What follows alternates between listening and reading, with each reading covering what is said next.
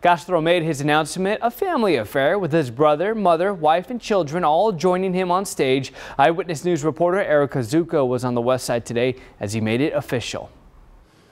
And I'm proud to call myself a son of San Antonio. In a packed Plaza Guadalupe blocks from where he grew up, Julian Castro asked San Antonians for their support and their votes in 2020. Yo soy candidato para presidente de los Estados Unidos. He was joined by Grammy Award-winning Tejano artist Roger Velasquez. Through the perilous fight. The state's youngest lawmaker. He always has the courage to do what is right. Proponents of Pre-K4SA and Cafe College, two programs Castro championed while mayor. His twin brother, Representative Joaquin Castro, joked about how he'll differentiate himself if Julian becomes president. Should I shave my head?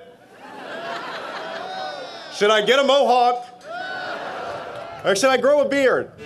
And his mother, Rosie Castro, who introduced and hugged him before he took the stage. He outlined plans for healthcare, housing, education, and immigration. We say no to building a wall and yes to building community.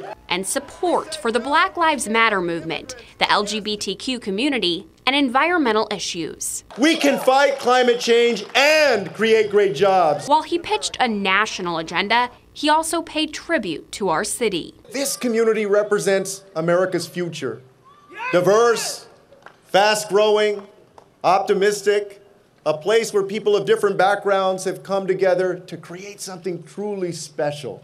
He announced campaign leaders, and today announced his first trip as a candidate will be to Puerto Rico to visit hurricane victims before returning to New Hampshire to hit the trail. So let's go work. Vámonos! Erica Zucco, KENS 5 Eyewitness News.